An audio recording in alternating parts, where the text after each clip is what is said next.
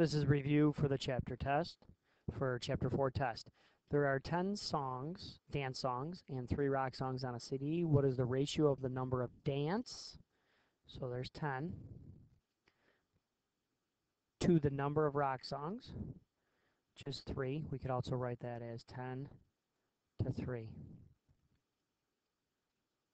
Jill has 8 solid color shirts and 12 pattern shirts. What is the ratio of the number of solid color shirts to the total number of shirts?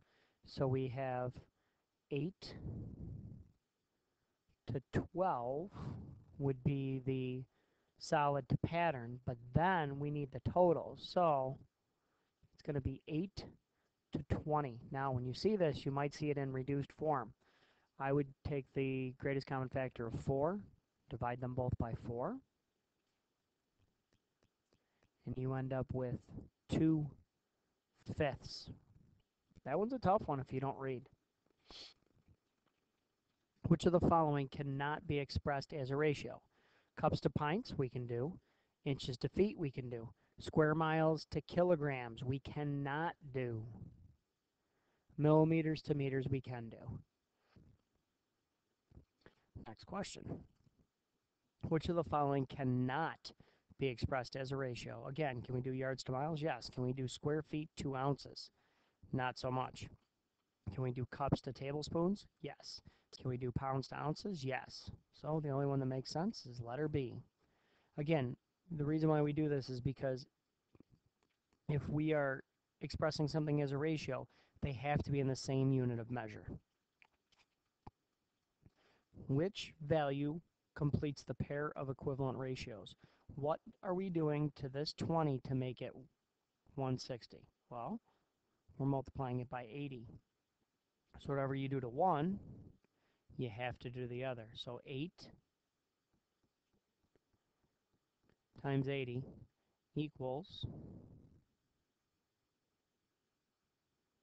oh, I actually made a mistake. We were multiplying it by 8. Sorry, it's early in the morning. 8 times 8 equals 64. Answer would be C. Again, when you guys are going over these, if you're watching this, pause it, do the problem, and then watch it. Don't just watch it to do the problem. Which of the values complete the pair of equivalent ratios? What do we have to do to 24 to make it 144? So we have 144 divided by 24. I'm guessing that it's 6, and yes,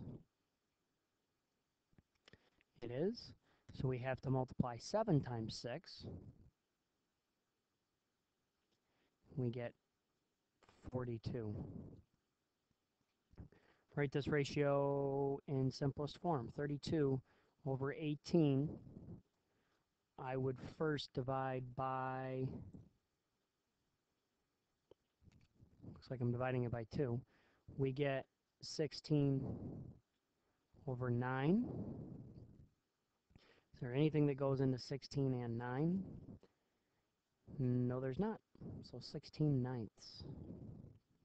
Write the ratio in simplest form. 63 over 99. The only thing I can think of that goes into them both is 9. So 63 divided by 9 is 7. 99 divided by 9 is 11. The ratio of the length of a rectangle to the width of a rectangle is 21 to 9. How many times the width is the length? Okay. I know a lot of us struggled with this. So what I would automatically do is reread the question where it says how many times. So how many times the width. I'm just going to put a little W down here so I know that I'm filling in the width. Is, so that's like saying equals, the length. I'll put a little W there because I know that I'm going to be filling in my width and my length. Now, the ratio of the length of the rectangle to the width. So this is the length, and this is the width. Now we need to go back and say, okay, that's 9 equals the length of 21. Now it makes it a lot easier. What times 9 equals 21? Well, we don't know. So you would take 21 divided by 9. 9 goes into 21 twice. I get 3 left over, which is really 3/9, or 2 1/3. So, how many times the width is the length? 2 1/3 times. So let's check it. We have 2 1/3 times 9 equals 21. We have to change to an improper fraction. So 3 times 2 is 6, plus 1 is 7/3 times 9 over 1 equals 21. And because I'm lazy, we can cross cancel. And 3 times 7 is 21. That checks. All right, so it really helps to break this problem down. How many times, how is the question mark, times the width, I put a little W there. If they said how many times the length, I'd put a little L there, is the length of the rectangle, and the is always going to be the equal sign. Okay, the ratio of the number of women's shoes to the number of men's. So to save myself some time, I'll put women's and men's right here. What fraction, okay, here we go. What fraction is also a form of multiplication or division? What fraction of the shoes are men's? This is actually a lot easier than I thought. Women's to men's. Okay, the ratio of the women's shoes to the number of men's shoes in the store is 12:7. So we have 7/12.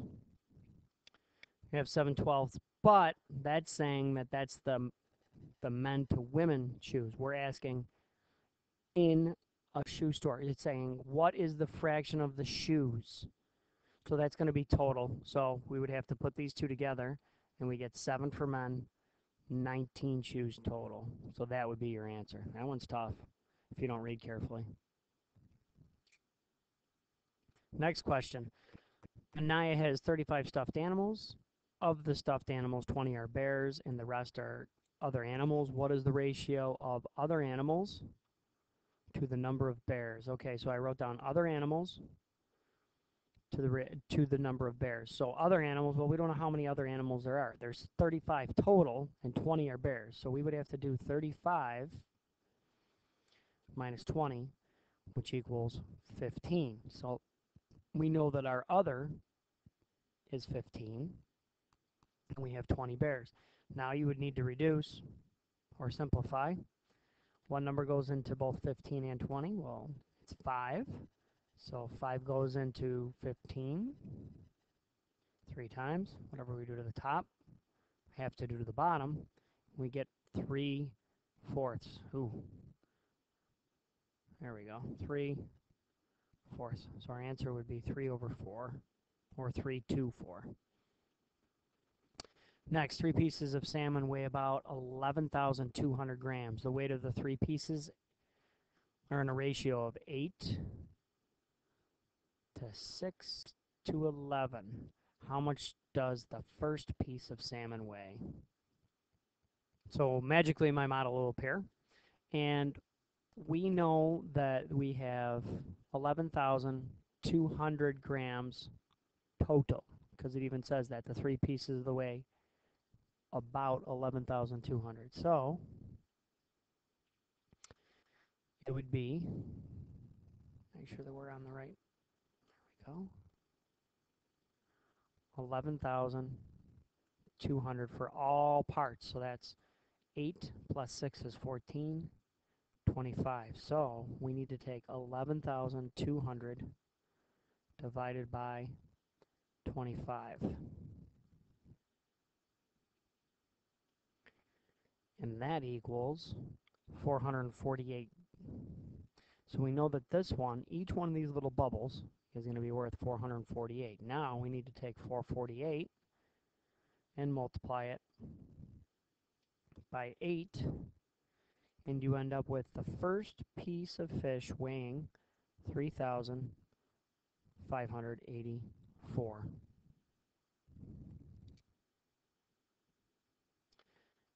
Next problem. A living room, dining room, and a kitchen have an area of 660 feet. Just to let you know, I'm going to put a little star next to this one. You might want to know this one. The ratio of the area of the living room to the dining room. So living room, dining room is 5 to 4. And I'll just put a little 5, a little 4 here. The area of the dining room is 240 square feet. What is the area of the kitchen? Okay, so let's do up our models. I'm going to just do circles. 1, 2, 3, 4, 5. And we know that this one is 4. So 1, 2, 3, 4. And it says the area of the dining room equals 240. Well, from there, we can start chipping away at it. So we have 240, and we have 4 blocks. That means we would have to divide 240 divided by 4, because there's 4 parts. It's going to equal 60. So each one of our blocks is 60. Well, whatever we do to the bottom, we know we have to do to the top. So this is 60, 60, 60, 60, and 60. 1, 2, 3, 4, 5. So we know that this is worth 300 feet. Now, the total area of the living room, the dining room, and the kitchen are 660 square feet. So if we want to find the area of the kitchen, we have to subtract these two out. So over here I'd have 660 minus whatever the total of these is going to be. So we have 300 plus 240 equals 540. 660 minus 540 square feet, because that's the total of the two, gives me 120 square feet. And that's the correct answer. Again, you probably want to know this problem for your test. That's me nicely telling you that it's on the test. I'm going to stop the video here because I'm running out of time, and we'll continue with problems 14 through 25 next.